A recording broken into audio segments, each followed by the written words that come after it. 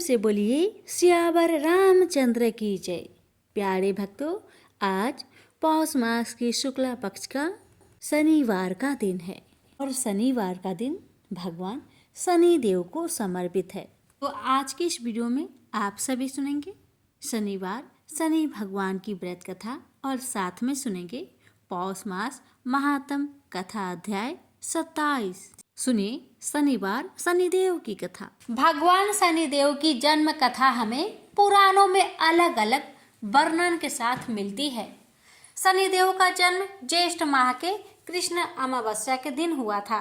हालांकि कुछ ग्रंथों में शनिदेव का जन्म भाद्रपद मास की शनि अमावस्या को माना गया है। एक अन्य कथा अनुसार भगवान शनिदेव का जन्म ऋषि कश्यप के आविर्भाव कत्व यज्ञ से हुआ माना जाता है, लेकिन स्कंद पुराण के काशी खंड अनुसार शनि भगवान के पिता सूर्य और माता का नाम छाया है।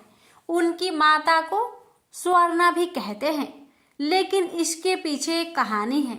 राजा दक्ष की कन्या संज्ञा का विवाह सूर्य देव के साथ हुआ। संज्ञा सूर्य देव के तेज से परेशान रहती थी, तो वह सूर्य देव की अग्नि को कम करने का सोचने लगी।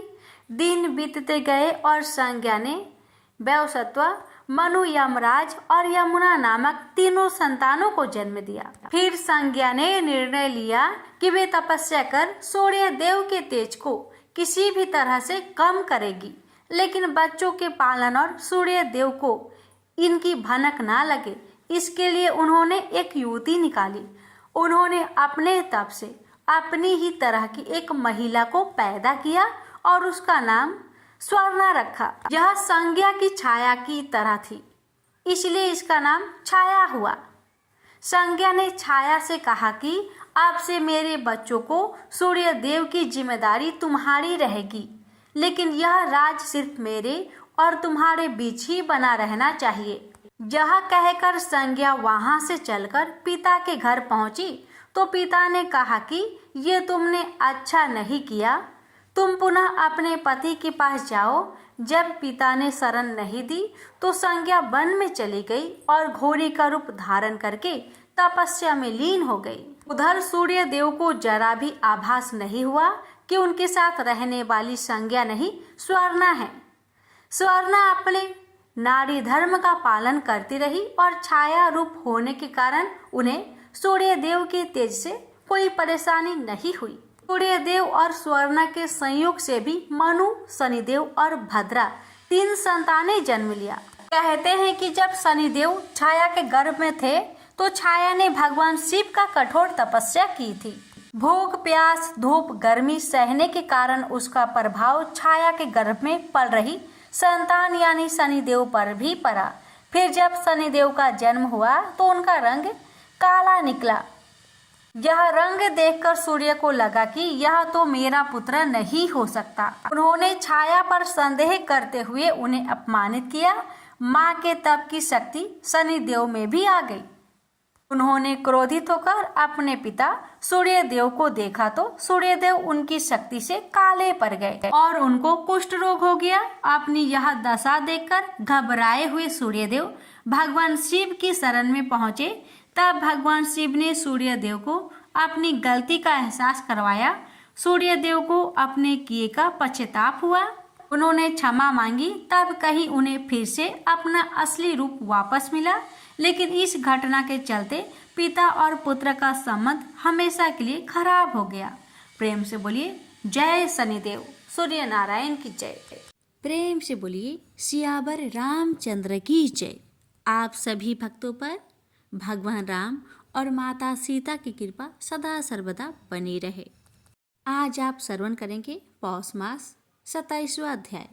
इस अध्याय में आप श्रवण करेंगे लंका दहन की कथा। भक्तों, पिछले अध्याय में आपने सुना था राक्षसगण इधर से उधर भाग रहे थे और आपस में टकरा रहे थे। एक प्रहरी यह समाचार लेकर दरबार की ओर दौड़ा। आगे की कथा। रावण का दरबार सजा हुआ था और नृत्य गान चल रहा था। सोने के आसनों पर बैठे सभासद सोने के पात्रों में मद्यपान कर रहे थे। विभीषण एक और बैठे गंभीरता से सोच विचार कर रहे थे कि कैसे निश्चित है, सबके सब नहीं जानते कि मृत्यु ने उनके अज्ञात दीप की खोज में दूत भेज दिया और वह लंका में ही कहीं है।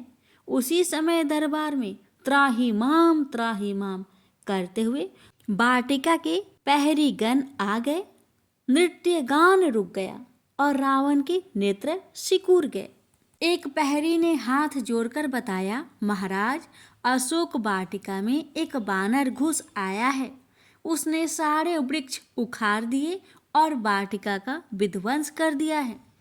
इतना ही नहीं, उसने रक्षक दल के योद्धाओं को भी मार डाला है। रावण क्रोध में भर गया। एक बानर का इतना साहस है कि महाबली रावण की लंका में आकर उत्पात करे। उसने कुछ चुने हुए राक्षस वीरों को भेजकर उस बानर को दंडित करने की आज्ञा दी। योद्धा वहां से चले गए तो नित्यगान फिर आरंभ हो गया। अभी थोड़ी ही समय बीता था कि दरबार में समाचार आ गया, उस बानर ने उन योद्धाओं को भी मार डाला।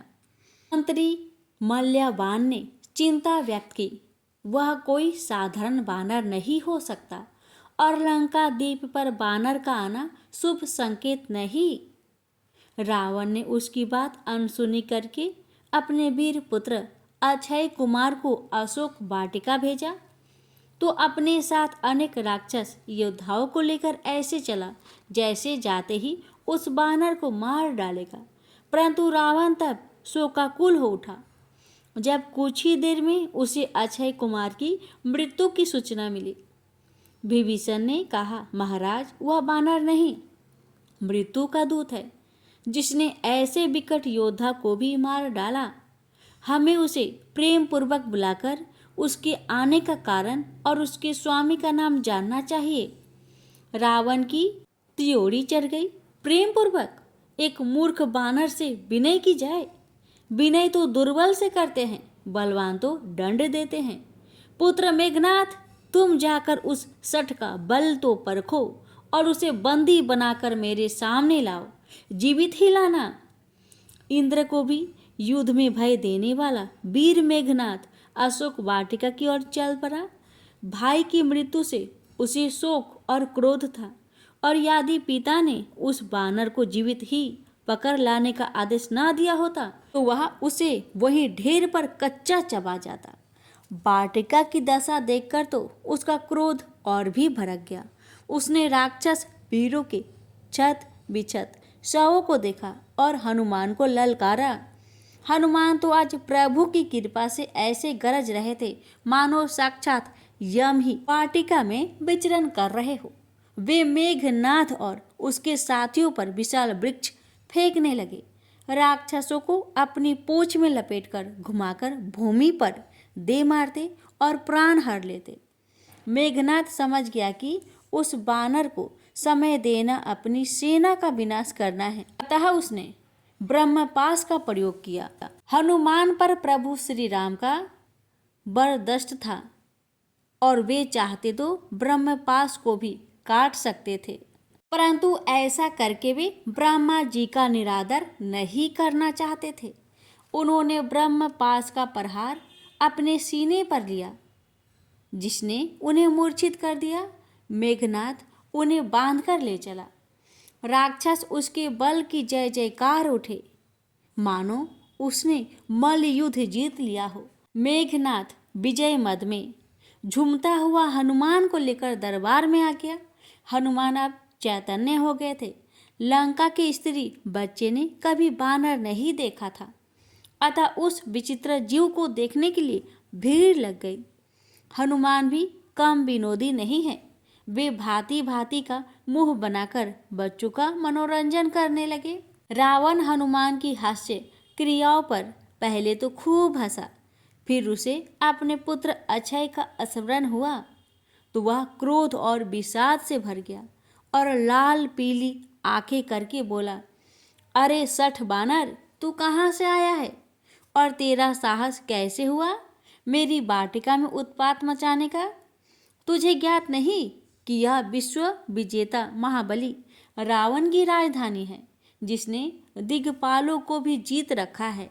हनुमान हंस पड़े, फिर बोले, हे दशानन, जो देवताओं और ब्रह्मांड के हित के लिए भांति भांति के शरीर धारण करते हैं और जिनके पलक गिरने उठने से ब्रह्मांड संचालित होता है, मैं उन्हीं भगवान श्री रामचंद्र जी का सेवक हनुमान हूँ, जिन्होंने क्षण भर में खरदूषण, सुबाहु, तारका और तेरे अनेक अनुचरों को समाप्त किया है।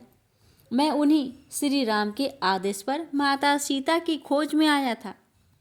वाटिका में सुंदर रसीले फल देखकर भूख लगाई तो फल खाने लगा। स्वभाव बस कुछ खाए तो कुछ चक्कर फेंक दिए। तेरे मूर्ख अनुचर अकारण मुझसे झगड़ बैठे। उन्होंने मुझ पर प्रहार किया तो मैंने भी अपना बचाव किया। जिसने मुझे मारना चाहा मैंने उसे मार गिराया। तेरा यह सूरवीर पुत्र इंद्रजीत मुझे बल से न जीत सका तो छल से पास में बांध लाया। यह भी इसने अच्छा ही किया, क्योंकि ऐसी श्रेष्ठ बातें अब मैं तुम्हें तुम्हारे हित की बात बताता हूँ। शत्रु को नहीं बताते, परंतु मेरे स्वामी तो करुणा के सागर हैं और उन्हीं की मुझ पर कृपा है। सुन रावण, जो समस्त चराचर को भी खा जाता है, वह काल भी जिन प्रभु श्री राम से डरता है, उनसे बैर ना करो। इसमें ही तुम्हारे कुल की कुशलता है। अन्यथा राक्षस कुल में कोई दीपक बाती के लिए जीवित न रहेगा। यदि अपने कुल और समाज का हित चाहते हो तो प्रेम पूर्वक जानकी जी को उन्हें सौंपकर अभय प्रदान प्राप्त करो।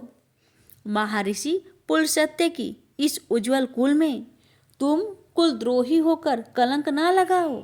हनुमान का परिचय और उद्देश्य सुनकर दशानन भन्ना गया और सिंहासन छोड़कर राक्षसों को तत्काल उन्हें मार डालने का आदेश दिया। तब विभीषण ने बीच में आकर कहा, महाराज, दूत को मारना नहीं चाहिए। यह नीति विरुद्ध और अपयश देने वाला कार्य है। कुछ मंत्रियों ने भी विभीषण का समर्थन किया। रावण ने उनकी यह बात तो मान ली, परंतु वह हनुमान की वाणी से कुपित था, क्योंकि उसकी दृष्टि में हनुमान उसे कायरता का पाठ पढ़ा रहे थे। उस तपस्वी राम का गुणगान करके उसके बल और पराक्रम को गौण कर रहे थे। रावण ने आदेश दिया, हनुमान का अंग भंग करके उसके स्वामी के पास भेज दिया जाए। वानर को अपनी पूंछ से विशेष प्रेम होता है, अतः इसकी पूंछ में आग लगा दी जाए। इसकी पूंछ में ढेर सारा कपड़ा बांधो और उसे तेल में भिगोकर अग्नि प्रज्वलित कर दो। राक्षस दौड़कर फटे पुराने वस्त्र लाने लगे और हनुमान की पूंछ से लपेटने लगे। हनुमान को कौतुक सूझा और वे अपनी पूंछ बढ़ाने लगे। रावण के सेवक थक गए, परंतु पूंछ पर लपेटा जाने वाला कपड़ा कम पड़ने लगा। तब तेल डालकर आग लगा दी गई। हनुमान ने अपनी पूंछ में लगी उस प्रचंड अग्नि से पहले दरबार के स्वर्ण स्तंभों को जलाया। उस तापमान से स्वर्ण पिघलने लगा और देखते ही देखते आग भड़क उठी। सभासद चीखते हुए प्राण बचाकर दरबार से भागे। रावण भी भागा, वह गलती कर बैठा था। हनुमान कुदुक कर समीप के महल पर जा चढ़े और उसे भी अग्निमय कर दिया। एक महल से दूसरे महल पर कूदते हुए विभीषण के महल को छोड़कर उन्होंने सारी नगरी में भयानक अग्निकांड कर दिया। लंका में चारों ओर चीख पुकार मची थी। राक्षस घरों से निकलकर सुरक्षित स्थान खोज रहे थे। रावण भी अपने कुल सहित जलती हुई लंका को असहाय होकर देख रहा था और अपने निर्णय पर पछता रहा था। हनुमान ने परकोटे को भी आग दिखाकर समुद्र में छलांग लगा दी और अपनी पूंछ की आग बुझाई। आकाश को छूती अग्नि लपटों से लंका नगरी पिघलकर समुद्र में ही बही जा रही थी। हनुमान वहां से लौटकर अशोक वाटिका पहुंचे तो सीता जी उन्हें सकुशल देखकर हर्ष से भर उठी। उन्हें हनुमान की बड़ी चिंता हो रही थी, पर उन्होंने जब हनुमान का कारनामा सुना, और धू धू करके जलती लंका को देखा तो मन में विश्वास हो गया कि श्री राम के सेवक साधारण वानर नहीं है। सीता को अभी तक शंका थी कि ऐसे विकट राक्षसों से वानर कैसे लड़ सकेंगे, परंतु हनुमान ने दिखा दिया कि श्री राम की कृपा से क्या नहीं हो सकता। सीता जी ने हनुमान को ढेरों आशीष दिए। फिर हनुमान ने जानकी जी से जाने की आज्ञा मांगी।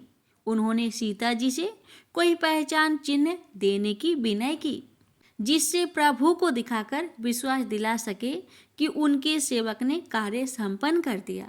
सीता जी ने अपनी चूड़ामणि उतारकर हनुमान को दे दी और सजल नेत्रों से कहा, हे पवन पुत्र, रघुवीर जी से मेरा प्रणाम निवेदन करना और कहना, हे प्रभु, यद्यपि आप सभी कामनाओं से रहित है, परंतु दीन दुखियों पर दया आपका स्वभाव है। हे रघुवीर, मुझे दीन पर भी दया करे और मेरा संकट दूर करे। दुष्ट रावण मुझे नित्य मानसिक प्रताड़ना देता है। हे करुणा सागर, यदि 1 माह में आप नहीं आए तो मुझे जीवित ना पाएंगे। अभी तक इसी आशा और विश्वास से प्राणों की डोर पकड़े हुए हूँ कि मेरे स्वामी मेरी पीड़ा अवश्य ही दूर करेंगे। हनुमान ने श्री राम के अपरिमित बल और पराक्रम का गुणगान करके सीता जी को सत्वाना दी और कहा, माते, अब संकट तो रावण पर आ रहा है। यदि उस मंद बुद्धि को श्री राम के तुच्छ सेवक का यह अग्निकांड भी सीख नहीं दे सकता तो निश्चय ही उसे प्रभु के बाणों से प्राण त्यागने होंगे। सीता जी को भली भांति समझाकर हनुमान जी सेमरू पर्वत पर आए और जय सिया राम का घोष करके समुद्र के ऊपर उड़ चले। पीछे उनके बल के प्रभाव से सेमरू पर्वत कई हाथ नीचे धंस गया तो ऐसा लगा कि लंका दीप ही नष्ट हो जाएगी। तीव्र गड़गड़ाहट के साथ दीप हिल गया था। रावण भूमि पर गिर गया और खिसियाकर खड़ा होने का प्रयास कर रहा था। इस बानर ने तो आज उसे सब प्रकार से अपमानित ही किया। मंदोदरी के नेत्रों में प्रश्न झलक रहे थे। उसका एक पुत्र मारा गया था। रावण उसकी पीड़ा तो समझ रहा था, परंतु उसे अपने भावों से झलकने न देता था, क्योंकि इससे उसका अहंकार संतुष्ट न होता था। वह अभी भी ऐसे दर्शा रहा था मानो जो हुआ वह सामान्य घटना थी, साधारण क्षति थी। लंका का क्या था, उसके ससुर शिल्पी थे, पुनः वैसा ही निर्माण हो जाएगा। कुछ राक्षस वीर मारे गए थे तो शत्रु के बल का पता चला। अक्षय कुमार ने वीर गति पाई, ऐसा था। उस महाभिमानी का गणित तो सत्य के समीप तक न फटकता था। हनुमान ने समुद्र पार बानर दल के बीच जाकर जय सिया राम का घोष किया तो निद्रा में डूबे सभी ऋछ बानर हड़बड़ा कर जाग उठे। हनुमान को आया देखकर ऐसा लगा जैसे उन्हें जीवन दान मिल गया हो। सुग्रीव की चेतावनी रह रहकर दिन बीतने के साथ उन्हें भय देती थी। अब हनुमान आ गए थे तो सबकी जान में जान आई। हनुमान के हाथ भाव बता रहे थे कि वे सफल होकर लौटे हैं, तो यह प्रसन्नता दुगनी हो गई थी। जामवंत ने आगे बढ़कर हनुमान को हृदय से लगा लिया और उनके बल, बुद्धि और साहस की प्रशंसा की। हनुमान जी ने अपने दल के मुखिया युवराज अंगद को कार्य सफल होने की सूचना दी तो अंगद का विषाद मिट गया। अभी तक हृदय में यही चिंता थी कि यदि निर्धारित अवधि में कार्य पूर्ण ना हो सका तो लौटने पर प्राणों से ही हाथ धोना पड़ेगा। हनुमान अब वक्ता बन गए थे और वानर दल श्रोता। हनुमान उन सबको अपना यात्रा वृत्तांत सुना रहे थे, कैसे सुरसा और सिंहिका से बचकर समुद्र पार किया और कैसे बुद्धि व बल का प्रयोग करके लंकिनी को ढेर करके लंका में प्रवेश किया। वहाँ श्री राम के परम भक्त विभीषण भी रहते हैं, जो अभिमानी रावण के ही भाई है, परंतु स्वभाव में बिल्कुल अलग। वे राम चर्चा में बड़े निपुण हैं। फिर कैसे सीता जी से भेंट हुई और कैसे उन्होंने लंका को स्वाहा कर दिया। हनुमान जी उत्साह पूर्वक यह सब वृत्तांत कहते रहे। उनकी उत्साहित वाणी से संपाति की निद्रा में व्यवधान हुआ तो वह बाहर आया और उसने प्रसन्नता प्रकट करते हुए कहा, काम तब पूरा मानना चाहिए जब उसका लाभ जिसका कार्य है उस तक जा पहुंचे। तुम आनंद कर रहे हो और प्रभु वहां विकल होंगे। अंगद को अपनी भूल पर खेद हुआ। वास्तव में वे बातों में समय व्यर्थ कर रहे थे। यह सब तो मार्ग में भी पूछा जा सकता था। उसने तत्काल सबको कुछ करने का आदेश दिया तो सब वहां से चल पड़े। मार्ग में मधुबन पड़ा तो अंगद के कहने पर बानर फल खाने लगे। स्वभाववश उन्होंने वन की शोभा ही बिगाड़ दी। कुछ बानर दौड़कर किष्किंधा भी पहुंच गए और सुग्रीव को समाचार कह सुनाया। सुग्रीव के हर्ष का ठिकाना ना रहा। जिस चिंता में वे दिन रात घूले जाते थे वह दूर हो गई। इतने में ही अंगद सहित खोजी दल आता दिखाई दिया तो सुग्रीव की देह प्रसन्नता से कांपने लगी। अंगद ने आकर चरण स्पर्श किए तो सुग्रीव ने उसे हृदय से लगा लिया। जब हनुमान के निकट आकर प्रणाम किया तो सुग्रीव के नेत्र सजल हो गए और वे उनकी महिमा का गुणगान करने लगे। हे अंजनेय, आज तुम्हारे ही प्रताप से वानर समाज की प्रतिष्ठा में चार चांद लगे हैं। तुम्हारे ही प्रभाव से हम जरूरत जीवों को प्रभु की कृपा प्राप्त हो सकी है और आज तुमने प्रभु कार्य सफल करके हम सब पर बड़ा उपकार किया है। यदि यह कार्य न हो पाता तो हम किस मुख से प्रभु के सामने जा पाते। हे राम भक्त, तुम्हारा गुणगान तो अवर्णनीय है। सुग्रीव हर्षित हो सबको साथ लेकर श्री रामचंद्र के दर्शन हेतु चल पड़े। यह गोधूली की बेला थी। प्रभु उन्हें आते देखकर प्रसन्न हो उठे। उन्होंने सोचा अवश्य इस पवन बेला में कोई शुभ समाचार आया है, तभी तो वानर दल का उत्साह देखने ही बनता है।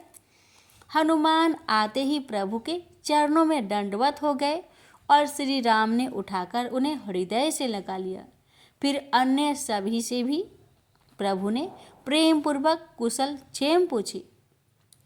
जिन पर प्रभु श्री राम की कृपा है वे तो सब तरह से कुशल ही होंगे। जामवंत ने प्रभु श्री राम के सम्मुख हनुमान जी के महान कार्य का विवरण कह सुनाया, किंतु हनुमान संकोच बस स्वयं में सिमटे जा रहे थे। तब जामवंत ने हनुमान से ही कहा कि वे अपने मुख से प्रभु को माता जानकी जी का संदेश सुनाए। हनुमान ने भाव विभोर होकर सीता दर्शन और अपने साथ हुआ वृत्तांत कह सुनाया। श्री राम के नेत्र सजल हो गए थे। अब उनसे अश्रुधारा बहने लगी थी। रावण द्वारा सीता को मानसिक प्रताड़ना देने वाली बात प्रभु को व्यथित कर रही थी। जब हनुमान ने सीता जी की चूड़ामणि उन्हें दी तो राम भाव विहल हो उठे। कैसी अद्भुत प्रेम लीला है। हनुमान ने विहल होकर श्री राम को सीता जी की व्यथा कह सुनाई। हे प्रभु, माता सीता के संकट का वर्णन नहीं किया जा सकता। वे दिन रात क्रूर और कुरूप राक्षसियों से घिरी रहती है, जो उन्हें रावण का आदेश पर त्रास देती है। एक त्रिजटा अवश्य है जो उन्हें पुत्रीवत स्नेह करती है। हे नाथ, माता जानकी भले ही वह अकेली है, परंतु आपके विश्वास का बल उनमें इतना प्रबल है कि वे रावण को धिक्कारती है और उसे उसके कुकृत्यों पर अपमानित करती है। हे दयानिधि, वह दुष्ट उनके समक्ष लज्जित होता है, परंतु उसका अभिमान उसे लज्जा का अनुभव नहीं होने देता है।